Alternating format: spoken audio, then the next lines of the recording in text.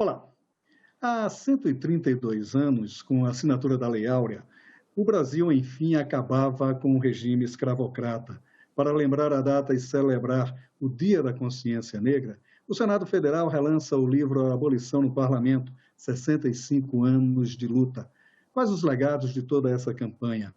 Nossa conversa de hoje é com o senador Paulo Paim e com a professora Ângela Afonso, do Departamento de Sociologia da USP e pesquisadora do SEBRAP. Senador, nós vamos começar a conversa aqui pela nossa convidada, a professora Ângela. Professora, a coletânea, ela começa em 1823, com o depoimento do Zé Bonifácio, a injunção do Zé Bonifácio em favor da abolição, e ela vai até a Lei Áurea, que é em 1885, são 65 anos de debate.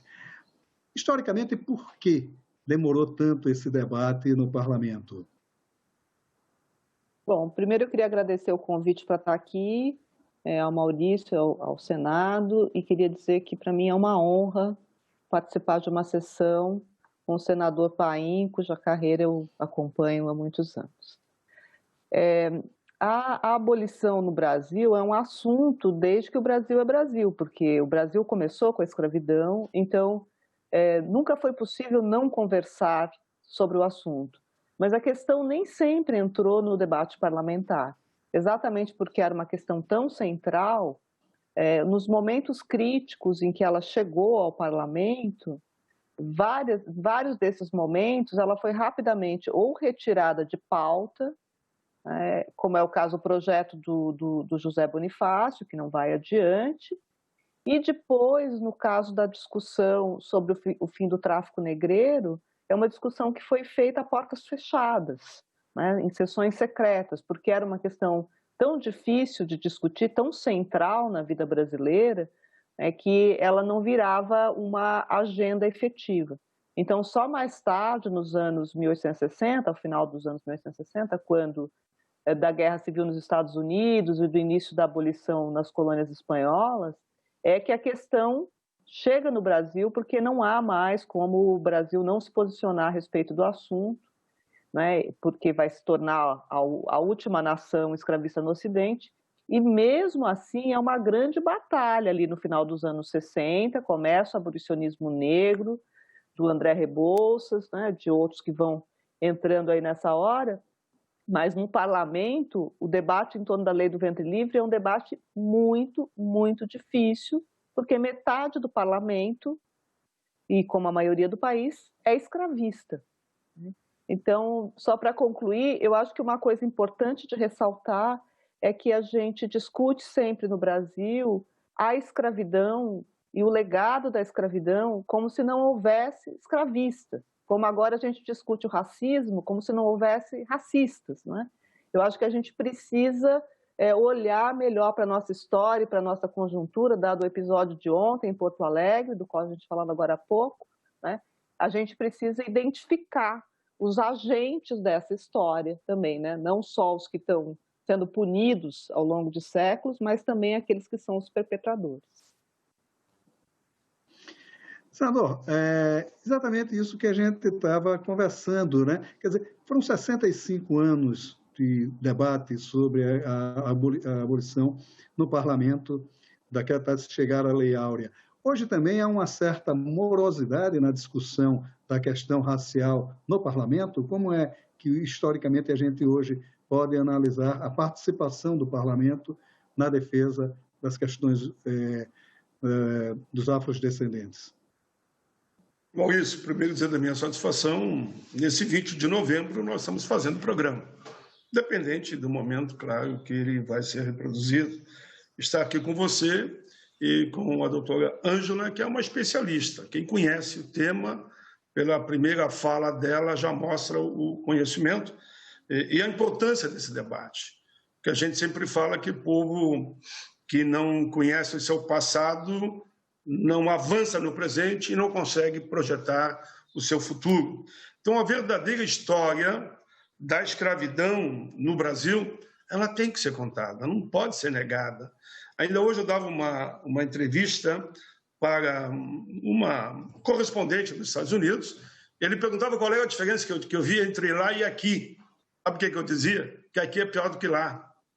Que lá, pelo menos, eles assumiram a sua posição, foram para o debate e construíram, até com a Guerra da Sucessão, né, o que foi possível na ótica deles.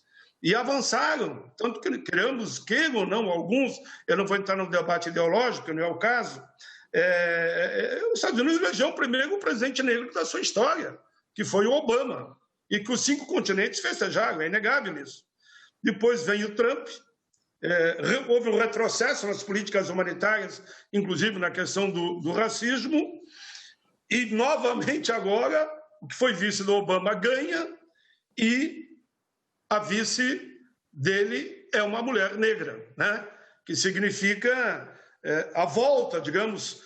Eu sempre digo que não é que lá ganhou a esquerda, não é que ganhou a esquerda. Ganhou uma frente ampla numa visão, pelo menos, humanitária, que isso é bom para os Estados Unidos e, naturalmente, é bom para nós aqui.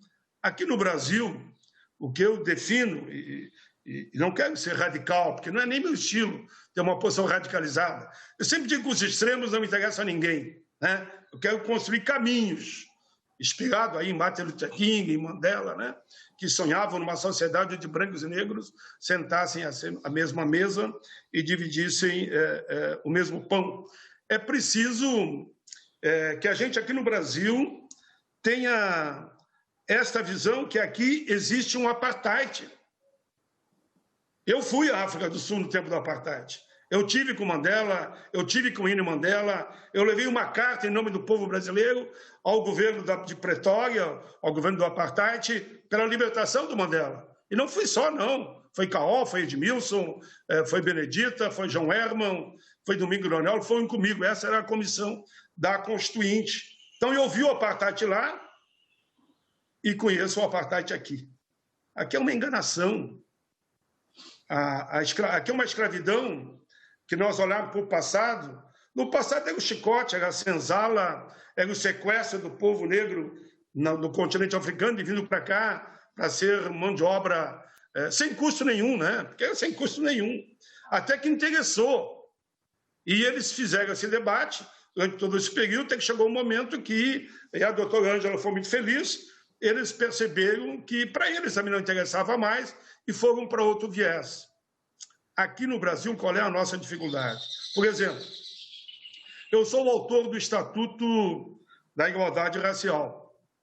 Sabe quantos anos eu demorei para aprovar o Estatuto? O tempo da Constituinte foi 32 anos, né? Que nós temos a Assembleia Nacional Constituinte. Mais ou menos isso, 30 anos. Que logo terminou a Assembleia Nacional Constituinte, eu era constituinte, eu vou com essa comissão à África do Sul e a Winnie Mandela me entrega em mãos a Carta da Liberdade do Povo Sul-Africano. Eu venho para o Brasil e suscito, com essa comissão, o debate sobre o Estatuto. Então, só por aí eu dou um exemplo. Hoje faz 10 anos que nós, esse mês agora, 10 anos que aprovamos o Estatuto. Então, foi no mínimo 22 anos para aprovar o Estatuto da Igualdade Racial. Quer dizer, o debate continua com um tempo legislativo muito longo, né? E também essa obra que o Senado está relançando, a abolição no parlamento, ela nos mostra uma coisa interessante, a inocuidade de algumas leis que a própria libertação dos escravos aos 60 anos, a própria lei do ventre livre, elas não foram criadas leis para justificar um pecado, mas que elas, de certa forma, não resolviam o problema. A gente pode ver assim, professora, essas leis como um certo paliativo? Então, essas leis nunca foram consensuais, né? Elas foram aprovadas sempre com grande dificuldade. E se criou ainda nos anos 1830 a expressão para inglês ver, por causa da pressão inglesa para barrar o tráfico negreiro. E algumas dessas leis, de fato, não foram pensadas como leis de aplicação efetiva, e mesmo as que foram pensadas como de aplicação efetiva, como é o caso do tráfico negreiro, quando não tinha mais jeito, em 1850, elas foram pensadas como de aplicação não imediata. Então, a lei de 1871, que nos livros escolares sempre aparece, libertaram os filhos de escravos. Não é verdade, porque eles só seriam libertados dali a 8 anos, mediante um acordo entre o Estado e os proprietários. Os proprietários tinham a possibilidade de continuar com essas crianças sob sua guarda até a maioridade. Então, de fato, muitos desses que eram chamados na época ventre livres só se tornaram livres em 1888. A mesma coisa aconteceu com a tal lei dos sexagenários. Na verdade, o projeto Dantas, que é o projeto de 1884, que foi uma grande discussão no parlamento, assim, um momento grandioso da história parlamentar, era um projeto que, na verdade, libertava escravos com menos de 60 anos, porque muitos proprietários tinham registrado seus escravos com idades fajutadas, justamente para burlar o acordo com a Inglaterra. Então, se efetivada, a lei teria libertado escravos que estavam registrados com mais de 60 anos, mas que tinham menos, então que eram escravos produtivos. Então, a lei foi muito contestada, né? O gabinete acabou caindo, e a lei aprovada depois não só aumentou a idade, como ela criou uma série de medidas regulatórias que faziam com que o processo fosse sendo adiado. Então, tem depois uma coisa que o José do Patrocínio, abolicionista negro, chamou de regulamento negro, porque era um regulamento que, na verdade, impedia a aplicação imediata enquanto não se tivesse um censo dos escravos com aquela faixa etária. Então, o que aconteceu com essas duas leis? Elas, na verdade, não entraram em vigência plena. E mesmo a lei de 1888, que foi produto de uma grande luta de 20 anos do movimento abolicionista, de uma luta parlamentar muito importante, ela foi aprovada não como os abolicionistas tinham proposto, como trazendo salário mínimo, pequena propriedade em torno das estradas de ferro para os ex-escravos, isto é, direitos, né, para os ex-escravos. Ela foi aprovada daquela maneira absolutamente simples e singela, que acabou a escravidão, sem dizer quem ia fiscalizar, o que ia acontecer com os ex-escravos, né? Então, a gente tem uma tradição no Brasil de produzir com grande dificuldade as leis, como o senador Paim acabou de contar sobre a igualdade racial, mas tem um movimento da sociedade que impede a aplicação. Tem uma grande resistência à mudança no Brasil. Essa é a verdade. E nesse quesito, a gente vê isso o tempo todo. Pois é, senador. Hoje, o que é que a gente pode ver, por exemplo, o Estatuto da Igualdade Racial? Né? Quer dizer, a aplicabilidade desse estatuto, ela é plena, ela está, ela de certa forma contempla toda a comunidade, ou ele ainda precisa de ajustes, ou enfim, de aplicação mais efetiva? Vou falar rapidamente para você e para a doutora Ângela, que deu uma aula de história aí, né? Da verdadeira história que não é contada na sala de aula. Eu acho que quando o Brasil não enfrentar com transparência, com verdade, a formação do nosso povo, e permita que eu diga isso, por que a lei que manda contar na sala de aula a verdadeira história do povo negro e índio e branco, naturalmente, né, na formação do nosso povo não é aplicada? É uma lei. Olha, eu contei em poucos lugares, acabei contando, acho que hoje de manhã, numa emissora pela primeira vez. Quem primeiro apresentou esse projeto de lei, lá muito tempo atrás, fui eu. Aprovei na Câmara. Chegou no Senado, foi simplesmente arquivado, não votaram. E sabe o que disseram? Eu era deputado ainda, né? Sabe o que depois eu fui descobrir? Não, porque você é um negro. Não dá para deixar que um negro aprove uma lei como essa, que vai mexer em toda a estrutura da educação. Resultado, daí articulamos lá na Câmara, e uma deputada minha amiga, muito querida, eu vou dizer já o nome dela, Esther Gross, que tem o maior carinho, muito respeito, e o Benhu, disse, não, vamos reapresentar. Digo, tá, mas agora eu fico fora, então. Não, tudo bem. Reapresentamos, aprovamos, e o Senado aprovou. Veja a dificuldade. Aprovou, só que não aplicou, virou lei. Né? O que acontece? Hoje, no número de municípios, são quase 6 mil municípios, né?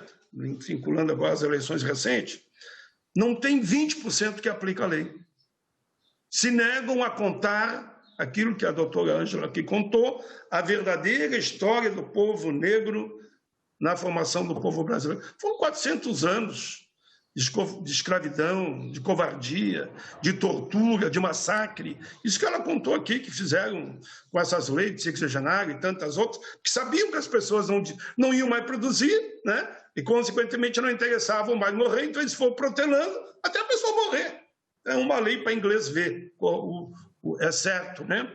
E como já eu vi em livros isso que vocês mais ou menos comentaram, que na vinda dos navios negreiros para o Brasil foi criada a Rota dos Tubarões, né? Foi um escritor recentemente que contou isso, acho que todo o Brasil, a Rota dos Tubarões. Por quê? Eram todos jogados lá no fundo do navio, acorrentados, recebiam, sei lá, pão e água e muito pouco, e os que iam morrendo, eles iam jogando já, e aí os tubarões foram acostumando já para comer a carne preta, então, que era jogado ali. E tem uma história também que conta, e é natural, eu acho que eu faria isso, muitos que podiam se jogavam no mar na esperança de encontrar uma ilha ou voltar para a sua pátria mãe, a África, né? Acabavam também morrendo. Então, as dificuldades são, de fato, enormes, enormes, enormes. Não tem como, também eu não citar, doutora, me permita, essa questão de Porto Alegre. É um crime, e esse Carrefour não é a primeira vez. Eu fiz um documento hoje, e estou encaminhando para o Senado já uma moção, mas não é só, eu estou cansado de fazer moção de repúdio, porque isso todos nós podemos fazer, qualquer um de nós que faz moção de repúdio, mas e daí? A moção fica lá, e daí? Então eu estou também porque eu não posso, nesse período, convocar. Eu presido a Comissão de Direitos Humanos. Eu estou fazendo um convite ao Carrefour, que venha a Comissão de Direitos Humanos numa reunião como essa que estamos fazendo aqui agora, né? Não tem ser live, é uma gravação, é um debate, que a gente possa colocar publicamente. Esse é o 5º ou 6º caso, não quero aqui errar, que aconteceu no Carrefour. E o culpado é sempre, quem sabe, o mandalete que está ali, que é um segurança, que é um terceirizado, ou é uma orientação da empresa mesmo. E no momento em que eu fiz uma declaração recentemente, vou repetir aqui, eu vi que ventos da democracia, das políticas humanitárias, começam a avançar pelo continente americano, né? Estou falando do continente americano no seu todo, né? O número de negros e negras que se elegeram agora foi um avanço. A lei que diz que tem que ser espaços iguais em rádio, TV e o fundo eleitoral não foi aplicado na íntegra. Pode crer que não foi, né? Mas foi já um pequeno avanço.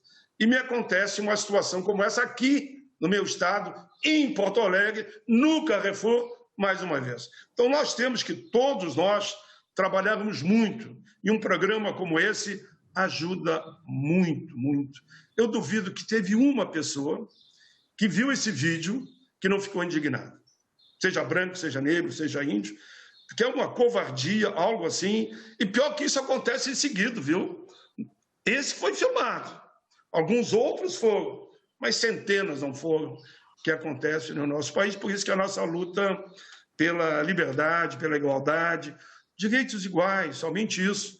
Permitir que tenhamos na universidade, doutora, né? Mas negros e negras, né?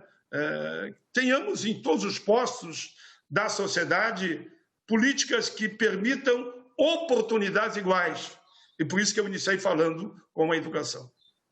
E a política de cotas é muito importante, viu? Permita que eu diga isso. Política de cotas, eu sabia, quando aprovamos lá atrás, era 10 anos, mas eu já entrei com o projeto para renovar para mais 10. Não é que a cota é o objetivo fim, é um objetivo meio. Eu quero ser o primeiro um dia a chegar aqui no teu programa, junto, quem sabe, com a doutora Ângela, e dizer: não precisamos mais de política de cota no país. Eu sonho com isso. Professora, a senhora escreveu uma biografia do Joaquim Nabuco, que eu reputo uma das melhores textos escritos sobre o Joaquim Nabuco, e eu li bastante sobre o velho Nabuco. E ele dizia uma coisa interessantíssima, que ele dizia que não bastava acabar com a escravidão, mas era preciso, sobretudo, acabar com a obra da escravidão. A gente está falando exatamente disso aqui. A gente ainda vive, de certa forma, sob o guante, né, da obra da escravidão. É isso mesmo? A gente poderia analisar exatamente nesse sentido, de que a obra da escravidão persiste no imaginário, enfim, no nosso conceito histórico? Sem dúvida nenhuma. E eu acho que mais do que no imaginário, o que é mais grave é que ela persiste nas nossas práticas, né? E em práticas que foram se tornando ao longo do tempo completamente naturais. Então, é natural que todas as empregadas domésticas sejam negras, é natural que a maior parte da população penitenciária seja negra, é natural que haja uma hierarquia racial no país. Então, essa é uma obra da escravidão, e acho que o próprio Nabucco também, quando fala no Minha Formação, uma frase que é muitas vezes mal interpretada, que ele fala de um lado suave da escravidão, que depois o Gilberto Freire também tratou, que é o fato de que como a escravidão foi tratada culturalmente, não que ela não tenha sido violenta, é uma instituição por natureza violenta, não há como não ser. Mas ela foi tratada culturalmente, olha as heranças positivas que ela deixou na nossa cultura, a música, a religião, né, na cultura de modo geral, como se esse legado positivo viesse sem o negativo. Então, tem uma grande dificuldade dos brasileiros, em geral, sobretudo dos brasileiros de estratos sociais mais altos, de reconhecer essa herança negativa. Porque todo mundo diz assim, eu tenho aqui na minha casa uma situação como essa, tenho uma empregada negra e etc., mas eu trato muito bem, né? Então tem assim essa ideia de um certo paternalismo que ficou incorporado no modo de vida. E isso é o mais difícil de transformar, porque é preciso transformar a cabeça das pessoas, elas precisam pensar de outro jeito, em termos de direitos e não de favores, né? Então, muita gente não se considera racista porque presta bons favores. E acho que a obra da escravidão vai estar entre nós enquanto a gente não conseguir conceber que todas as pessoas têm direitos iguais. Senador, e esta obra da escravidão, que ainda persiste em nossa sociedade, quer dizer, como combatê-la do ponto de vista legislativo, né? E do ponto de vista também das lutas sociais, né? Como é que está sendo esse trabalho para, pelo menos, minorar essa herança terrível? Primeiro, eu diria que, né, por estar na política há tanto tempo, eu vou para... Eu dou tanta entrevista que eu estou preocupado, às vezes, não repetir o que eu disse ali na entrevista anterior, aqui agora, ou que eu já pensei que disse aqui, mas não disse ali. Mas como eu estou na política há praticamente 40 anos, que eu estou desde a Constituinte, né? Foram 4 mandatos de deputado federal e 3 de senador. Somando aí vai dar 40, concluído esse mandato, né? Eu acho muito que o caminho é a política, né? Porque a política, quando eu lembro a política, eu lembro a democracia.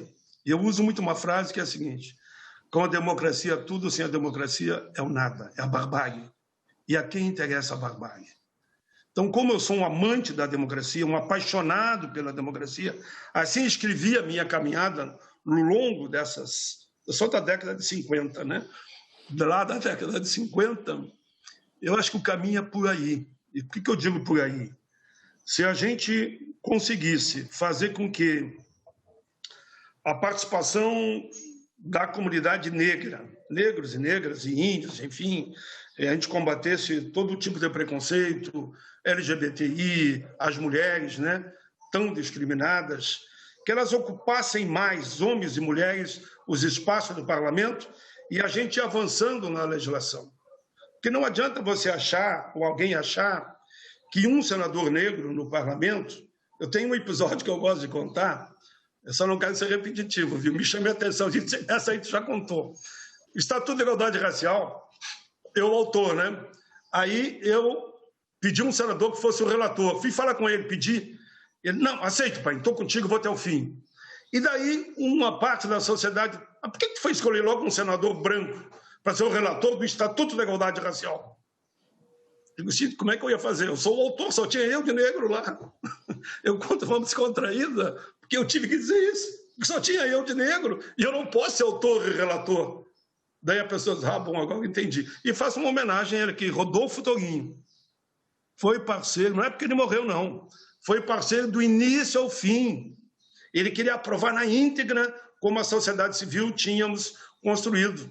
E tivemos que tirar na última hora, olha, duas coisas importantes. A política de cotas ali no Estatuto e o Fundo de Promoção da Igualdade. Todo mundo sabe que ninguém faz política sem receita, né? Por isso que falamos tanto que é importante que o conjunto da sociedade, os mais vulneráveis, entendam a importância do orçamento da União. Tivemos que tirar. E ele sofreu daí, pai, o que a gente faz? Vamos conversar até com o Antônio Carlos Magalhães. Dizer, olha, quer um conselho? Tire e continue brigando. Porque ali eu converso com todo mundo, viu? Ninguém pensa que nesses 40 anos ali é abobrinha. Que eu não fui falar com o Delfim, que eu não fui falar com o Jarbas Passarinho, lembra do Passarinho, né? Jarbas Passarinho, e me ajudou a defender o direito de greve, quero dar aqueles depoimentos. Eu conversava com todo mundo e continuo conversando. Daí fizemos esse caminho, e deu certo, viu? A política de cota ganhamos depois no Supremo, né? Mais uma vez escolheram o senador branco ou negro. Quem tinha que defender no Supremo? Mas por que sempre o Paim? Por que só vai o Paim? Aí alguém disse, sim, mas se tiver outro, me diga, então, outro negro. Não tinha, só tinha eu. Mas eu nem vou falar do outro senador branco que foi, e ganhamos de 10 às horas no Supremo. Daí sim, votou e ganhamos no Congresso, então, também a política de cotas. Mas eu quero dizer que é importante a participação política. Ao contrário do que alguns pregam, o nosso povo, a nossa gente tem que entender a importância da formulação política. Aí a doutora ajudou muito, mostrando como é que foi a luta lá atrás para aprovar o mínimo, né? E com todos os entraves que eles criaram.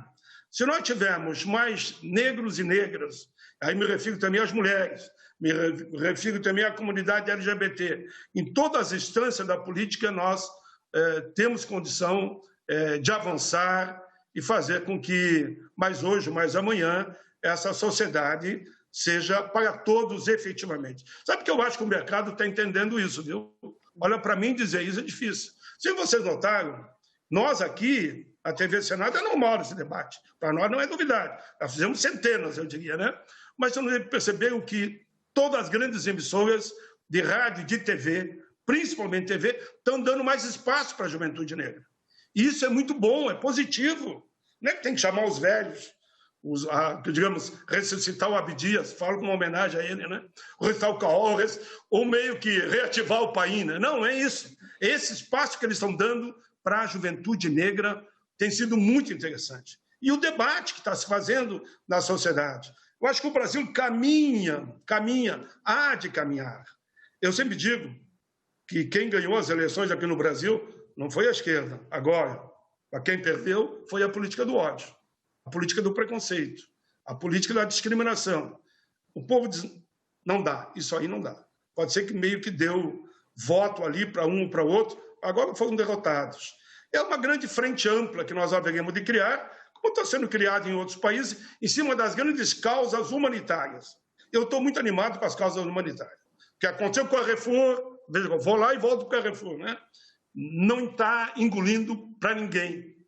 Ninguém está engolindo o que aconteceu agora. Então, é essa visão de as políticas humanitárias voltarem, mas voltarem para todos, para branco, para negros, para índio, para as mulheres, para as crianças, para os idosos, é algo que apaixona a gente. Senador, muito obrigado. Olha, a gente continuaria debatendo isso aqui indefinidamente, porque o tema é sempre muito instigante, muito interessante, mas o nosso tempo está bem estourado já. Sim. Ângela, muito obrigado pela sua participação aqui no Leituras. Eu sou, aqui no Cidadania, que eu faço um programa chamado Leituras na TV Senado, e às vezes eu me confundo, mas que é um programa dedicado à literatura. Mas muito obrigado pela sua participação aqui no Cidadania. Eu que gosto muito do seu trabalho, tenho acompanhado de perto. Senador Paim, muito obrigado pela sua participação aqui no Cidadania. É sempre um prazer falar com o senhor. A sua emoção nos contagia. Muito obrigado pela sua participação. E, se você quiser rever esta ou outras entrevistas do Cidadania, é só acessar a nossa página na internet, senado.leg.br, ou o canal da TV Senado no YouTube. Obrigado pela sua atenção e até o nosso próximo Cidadania.